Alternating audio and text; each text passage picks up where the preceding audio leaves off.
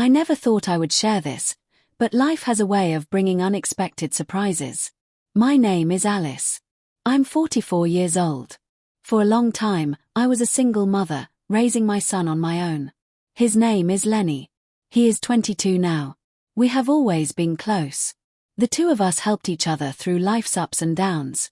One night, something unexpected happened. Lenny looked very tired and said he wasn't feeling well. He had been working and studying a lot. He seemed completely worn out. I told him he could lie down on my bed for a while if he wanted to rest. The night was cool, and it takes time to warm up, so I covered him with a warm blanket. At first, everything felt normal, just a mother helping her son. But when I lay down beside him, I felt him move closer. He was probably just trying to get warm, and I didn't think much of it. Then he wrapped his arms around me gently, holding me the way he used to when he was a child. I was a little surprised, but I didn't object. Maybe he just needed comfort. I could feel his warmth beside me, his steady breathing. As we lay there, I noticed his breathing slow down, as if he were falling asleep. The room was so quiet I could hear my own heartbeat. It felt strange, yet calming. I stayed still, not wanting to disturb him, telling myself this was just a mother comforting her son. After a while, he shifted again, pressing even closer under the blanket. I felt his arm tighten around me, and for a moment I froze, unsure what to think. Part of me wanted to say something, to create distance. Another part of me stayed still. There was a tension in the air that I couldn't ignore, and I didn't know why. Then something happened that startled me. I felt something firm beneath the blanket. My heart began to pound. I tried to stay calm, reminding myself that he was just my son. Maybe he wasn't even aware of it. I lay there, trying to ignore the feelings rising inside me. I told myself it was just a moment, an awkward, strange moment that would pass. But the minutes went by, and I realized something had changed, and I didn't know how to handle it. Lenny stayed close to me. His breathing was steady, but I felt the warmth between us growing. I wanted to move, to say something light-hearted to ease the tension, but the words wouldn't come. I felt trapped in the moment, unsure of what I was feeling. Then Lenny lifted his head slightly and looked at me. There was a softness in his eyes I hadn't noticed before, a look that made me feel both safe and unsettled. He didn't say anything, but his gaze seemed to ask, "Is everything okay?" I tried to smile, hoping it would ease the strange feeling, but it only deepened the silence. His hand rested on mine, warm and steady. I felt his fingertips move gently, almost absent-mindedly. It was such a small gesture, yet every touch felt intense. Something inside me responded, something I couldn't ignore. I tried to breathe evenly, hiding how fast my heart was beating. I didn't know what to do or say, so I just lay there, wrapped in this strange connection between us.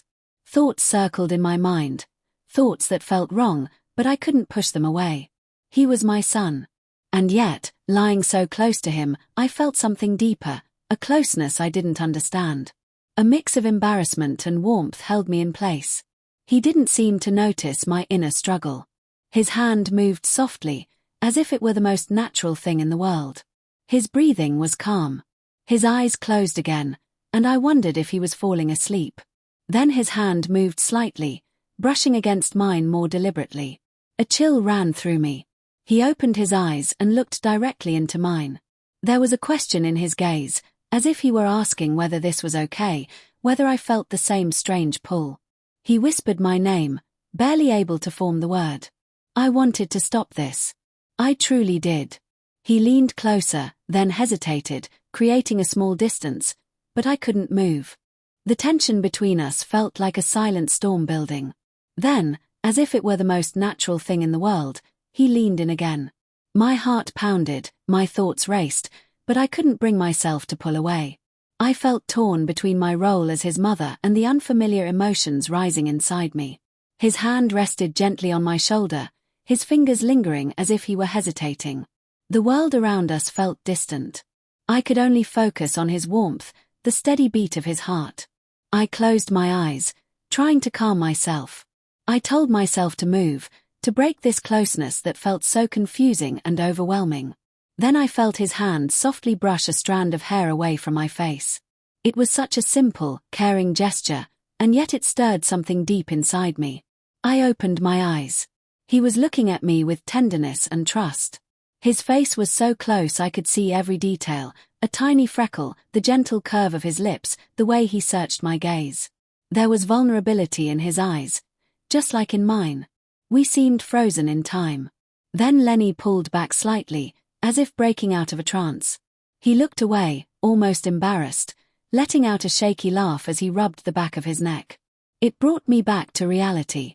"Sorry, Mom," he said quietly, uncertainty in his voice. "I didn't mean to mess things up." He turned away for a moment, a faint blush on his cheeks. "Mom, I don't know what to do with all these feelings," he said softly. "I don't want to complicate things between us, but I can't just ignore it either." His words hung in the air.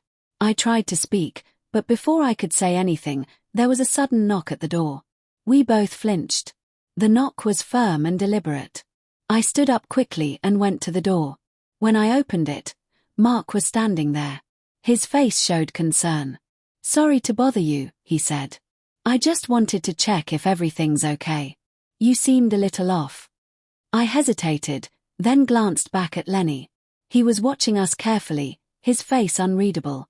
"Thank you, Mark," I said, trying to steady my voice. "We're fine. Just a quiet evening." Mark studied me for a moment, then nodded slowly. "All right. Just remember, I'm here if you need anything." After he left, I closed the door and leaned against it for a moment. When I turned back, Lenny was still watching me. The air between us felt heavy again. He stepped closer, then stopped, as if fighting an internal battle. Maybe we shouldn't rush anything, Mom," he said quietly. "Maybe we need time to think." His words hit me like a wave. I nodded. "You're right, Lenny," I said softly. "We both need time. We can't rush this." He nodded in agreement. We stood there in silence, caught between closeness and distance, as if standing on the edge of something we couldn't fully understand.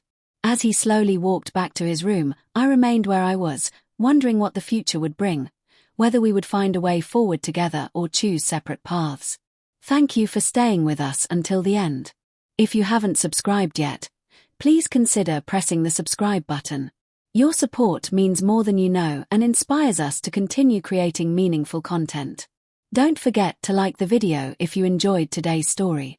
Every interaction helps us grow and continue sharing important stories with you. Thank you for being part of this community.